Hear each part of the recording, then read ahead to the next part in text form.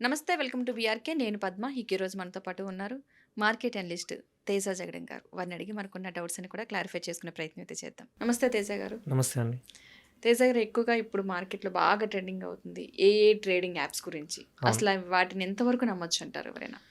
AI trading app అనేది నిజంగానే ఇది బాగా ట్రెండ్ అవుతుందనమాట మార్కెట్‌లో. కాకపోతే ఏంటంటే ఇక్కడ 95% స్కామ్స్ జరుగుతున్నాయండి. ఎట్లా స్కామ్స్ జరుగుతున్నాయంటే నా రీసెంట్ ఎగ్జాంపుల్ ఒకటి చెప్తాను. 1 ½ మంత్ బ్యాక్ మా ఆఫీస్‌కి ఒక క్లయింట్ వచ్చాడనమాట. క్లయింట్ వచ్చి ఆయన చెప్పిందేందంటే, నేను 2 క్రోర్స్ ఇన్వెస్ట్ చేశా. ఒక ఏఐ దాంట్లో 2 క్రోర్స్ ఇన్వెస్ట్ చేశా. లాస్ట్ 2 ఇయర్స్ నుంచి నాకు 3% ఇస్తున్నాడు అని చెప్పాడనమాట. అంటే మంత్లీ 3%. హ్మ్. అంటే somewhere around 5-6 lakhs per month వస్తుంది ఆయనకి. హుహు. చెప్పాడు. ఓకే. అంటే 2 క్రోర్స్ ఇన్వెస్ట్ చేశా. నాకు 3% ఇస్తున్నాడు అని చెప్పాడనమాట. నేను ఒకటే క్వెషన్ అడిగా. గ్యారంటీ చెప్పాడా అని అడిగా. గ్యారంటీడే ఇస్తున్నారు అని చెప్పాడనమాట. ఫస్ట్ నేను పెట్టిన రెడ్ ఫ్లాగ్ అదే అనమాట. గ్యారంటీడ్ అంటే అది అవ్వదండి గ్యారంటీడ్. గ్యారంటీ ఈక్విటీలో ఎవరు గ్యారంటీ ఇవ్వలేరు. ఒక పని చేయండి. మీ ట్రేడ్ లిస్ట్ ఉంటుంది కదా! వాళ్ళు ట్రేడ్ చేసి ఉంటారు కదా! అవును. ఆ రిపోర్ట్ తీసుకోండి చూద్దాము అని చెప్పాననమాట. హ్మ్. ఆ ట్రేడ్ రిపోర్ట్స్ వాళ్ళు చూపించరంట. అది సీక్రెట్ అంట అని చెప్పాడనమాట. హ్మ్. ఓకేనా? హ్మ్. ఫస్ట్ అడిగిన క్వెషన్ ఏందంటే, గ్యారంటీడ్ అనేది first red flag. Second red flag ఏదంటే ట్రేడ్స్ చూపించనంట అన్నాడనమాట. హ్మ్. మూడోది, నువ్వు ఏ డీమ్యాట్ అకౌంట్‌లో ఓపెన్ చేసినావు? హ్మ్. నా క్వెషన్. ఓకే. ఆయన అన్నాడు, వాళ్ళే ఒక డీమ్యాట్ అకౌంట్ ఇచ్చారు. ఆ డీమ్యాట్ అకౌంట్‌లోనే నేను అకౌంట్ ఓపెన్ చేశాను. వాళ్ళు నాకు లాగిన్స్ ఇచ్చారని చెప్పాడు. ఓకే. ఓకే. ఒకసారి చూపిస్తారా లాగిన్స్ అన్నా. ఓపెన్ చేశాడు, చూపించాడు. ఆయన వాల్యూ 4.86 క్రోర్స్ ఉంది. 2 హ్మ్. క్రోర్స్ ఇన్వెస్ట్ చేశాడు. 4.86 క్రోర్స్ ఉందన్నమాట. యాప్ కంప్లీట్‌గా థర్డ్ పార్టీ యాప్. జస్ట్ వీళ్ళకి లాగిన్స్ మాత్రమే ఇచ్చారు. లాగిన్స్ ఏందంటే వీళ్ళు చెక్ చేసుకోవచ్చు. నేను ఎంత ఇన్వెస్ట్ చేశాను, ఎంత నాకు కరెంట్ వాల్యూ ఉంది అని మాత్రం చెక్ చేసుకోవచ్చు. హ్మ్. దాంట్లో ఏం ట్రేడ్స్ చేసినారు, ఏమి అనేది చెక్ చేసుకోలేమనమాట. ఓకే. ఆయనకు నేను చెప్పిన సజెషన్ ఒకటే. వెంటనే నీ 2 సీఆర్ వెనక్కి తీసుకో. నీ 2 సీఆర్‌ని వెనక్కి తీసుకో ఫస్టు. నీకు ఆ కంపెనీ మీద నమ్మకం అంటున్నావు కదా! వాళ్ళు గెయిన్ చూపించారు కదా! ఇంకా 2 సీఆర్ గెయిన్ ఉంది కదా! ఆ 2 సీఆర్‌తో కంటిన్యూ చేయి. నీ 2 సీఆర్ తీసేయి అని చెప్పాననమాట. ఆయన అప్పుడు నమ్మే స్టేజ్‌లో లేడు బేసిక్‌గా. ఓకే. ఓకే అన్నాడు. హ్మ్. ఆయన మా కంపెనీకి రావడానికి ఉద్దేశ్యం ఏంటి తెలుసా? వాళ్ళకి రెఫరల్ ప్రోగ్రామ్స్ పెట్టారు. ఓకే. ఆ ఏఐలో రెఫరల్ ప్రోగ్రామ్స్ పెట్టారు.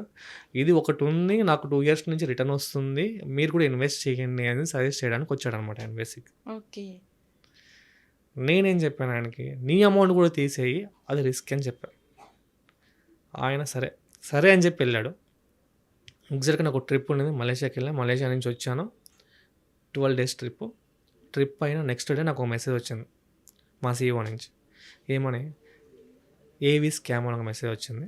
దాంట్లో 850 క్రోర్స్ స్కామ్ అది. అబ్బా! వాళ్ళు 2 కంపెనీస్ పెట్టారు. 2 కంపెనీస్‌లో రొటేట్ చేశారనమాట అమౌంట్. హ్మ్. వీళ్ళకి మంత్లీ రిటర్న్స్ వచ్చింది కరెక్టే. హ్మ్. ఇప్పుడు ఎట్లొచ్చినాయి? కొత్త ఇన్వెస్టర్‌లను తీసుకొని ఎప్పటికప్పుడు పాత ఇన్వెస్టర్‌లకి మంత్లీ రిటర్న్స్ పే చేయడం జరిగిందనమాట. హుహు. వీళ్ళు 850,00,00,000లో హ్మ్. 650,00,00,000 డిస్ట్రిబ్యూట్ చేసేసినారు ఆల్రెడీ ఇన్వెస్టర్లకి. కొత్త ఇన్వెస్టర్లకి. హుహు. వీళ్ళు లగ్జరీగా వీళ్ళ ఇల్లులు కొనుక్కున్నారు, కార్లు కొనుక్కున్నారు, దుబాయ్ నుంచి హవాలా నడిపారు, అన్నీ నడిపారు. అది జూలై 29న ఏమైందంటే ఒక ఇన్వెస్టర్ కంప్లెయింట్ చేశాడంట సైబర్‌కి. ఓకే. ఏమని? నేను ఇన్వెస్ట్ చేశాను. విత్‌డ్రా చేద్దాం అనుకుంటే రావట్లేదు అమౌంట్ అని చెప్పి చేస్తే వాళ్ళ ఎంక్వైరీలో బయటపడింది ఈ 850 క్రోర్స్ స్కామ్. అబ్బా! దాంట్లో మన 2 క్రోర్స్ అతను ఒకడున్నాడు. హ్మ్. నాకు నిజంగా ఆ పర్సన్ నాకు తెలీదు. నెక్స్ట్ రోజు ఆఫీస్‌కొస్తే వా మా సీఈఓ ఫోన్ చేసి, "ఒక క్లయింట్ వస్తున్నాడు. నిన్న స్కామ్‌లో పోగొట్టుకున్నాడు క్లయింటు. ఒకసారి మాట్లాడు" అన్నాడనమాట. హ్మ్. చూస్తే ఈయన షాక్. నేను ఒకటే మాట్లాడినా. "నేను తీసేయమన్నా కదా అమౌంట్ ఎందుకు తీయలేదు" అని అడిగాననమాట. ఆయన ఏం మాట్లాడట్లేదు. బేసిక్‌గా ఆయన డబ్బులు పోయింది. ఆయన టచ్ చేస్తే ఏడ్చే స్టేజ్‌లో ఉన్నాడు బేసిక్. హ్మ్. ఓకే. ఇప్పుడు కూడా ఆయన నమ్మకం ఏంది తెలుసునా? ఇద్దరు కంపెనీస్ ఉన్నారు కదా!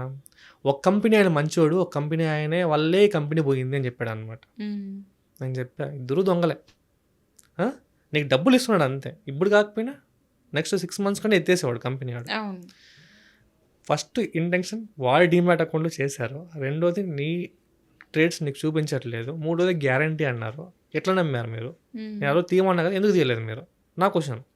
బేసిక్‌గా నాకు ఎట్లా అనిపిస్తుందంటే చెప్పిన ప చెప్ ఎవరికైనా చెప్పకుండా జరిగితే ఓకే. మన దగ్గరికి వచ్చి మనం చెప్పినా కూడా ఇట్లా చేసుకున్నాడంటే ఏంటబ్బా అనిపించింది నాకు. అవును.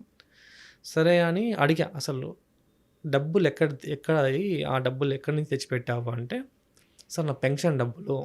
ఆయన ఎంప్లాయీ అనమాట. ఏదో సాఫ్ట్వేర్ ఎంప్లాయీనో గవర్నమెంట్ సెక్టర్లో పనిచేశాడు. వాలంటీర్ రిటైర్మెంట్ తీసుకున్నాడంట. దేనికోసము, ఈ డబ్బులు నాకు వస్తుంది అంతే కదా. 2 crores పెడితే 4.86 crores చూపించింది. ఆయన 5 crores వస్తే తీద్దాం అనుకున్నాడంట. ఓకే. 5 crores ఉంటే నేను వాలంటీర్ రిటైర్మెంట్ తీసుకోవచ్చు ఆబ్వియస్గా. ఇప్పుడు వాలంటీర్ రిటైర్మెంట్ తీసుకుందాము అని అనుకున్నాడంట.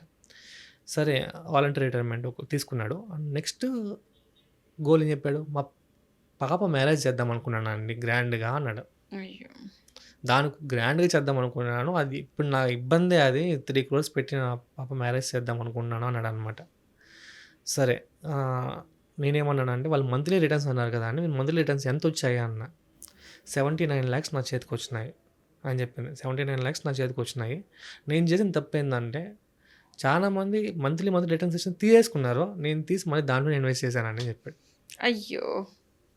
ఒకటి పెన్షన్ డబ్బులు పోయింది, రెండోది హోమ్ లోన్ పెట్టి, పెన్షన్ డబ్బులు సరిపోక హోమ్ లోన్ పెట్టి హోమ్ లోన్ కూడా దాంట్లో ఇన్వెస్ట్ చేశారు అనమాట. అమౌంట్ ఎత్తుకెళ్ళి ఆయనకు ఒక గేటెడ్ కమ్యూనిటీలో హోమ్ లోన్ ఉంది, హోమ్ లోన్ పెట్టి హోమ్ లోన్ కూడా దాంట్లో ఇన్వెస్ట్ చేశాడు.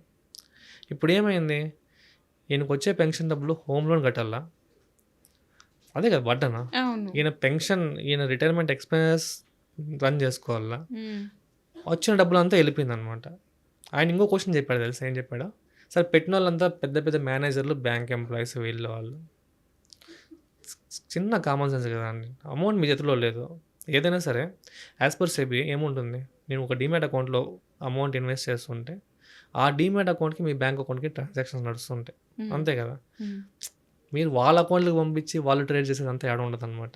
మనమే చేయాలా. మన ట్రేడ్స్ కూడా మనకి బేసిక్గా మన తరపున వేరే వాళ్ళు ట్రేడ్స్ చేసేదానికి కూడా సెబీ ఒప్పుకోదు. దానికి కూడా పిఓఐ తీసుకుంటారు అనమాట. పర్మిషన్ తీసుకుంటేనే అవుతుంది. ఆ ట్రేడ్స్ కూడా కమ్యూనికేట్ చేయాలి మళ్ళీ కస్టమర్కి. ఓకే. నువ్వు కమ్యూనికేట్ చేయలేదు అంటే సెబీ పరంగా పోయిందనమాట, లీగల్గా లేదని చెప్పడానికి. వాళ్ళు ఏం చేశారు, సెబీ సర్టిఫికేట్లు పెట్టుకున్నారు, ఫేక్ సెబీ సర్టిఫికేట్లు పెట్టుకున్నారు. ఆఫీసెస్ మంచి గ్లాసీ ఆఫీసర్స్ పెట్టినారనమాట. అండ్ ఇంకొకటి ఏం చేశారంటే, స్క్రీన్స్ వేసి ఎప్పటికప్పుడు ట్రేడింగ్ మీ అమౌంట్ ఇంత అవుతుంది చూపించేవాళ్ళనమాట. ఓకే. వీళ్ళంతా ఓకేలే నిజమే కదా అని పబ్లిక్గా చూపిస్తున్నారు అని అనిపించింది వీళ్ళకి. అవును, నిజమే కదా అని నమ్మారనమాట. ఎట్లా అవుతుంది అది, నేను చెప్పాను నా దగ్గర కూడా ₹1,00,000 నేను కూడా చూపిస్తానండి. అట్లా చెప్పినప్పుడు అట్లీస్ట్ మీరు అసలు ఎందుకు చెప్పారని ఆలోచించలేదా అన్నాను అనమాట. ఆయన ఏం మాట్లాడట్లేదు బేసిక్గా. సో ఇలాంటి కేసులు నేను చాలా చూసిన. థ్యాంక్ యూ అండి తేజ గారు, మంచి ఇన్ఫర్మేషన్ ఇచ్చారు. థ్యాంక్ యూ సో మచ్ అండి.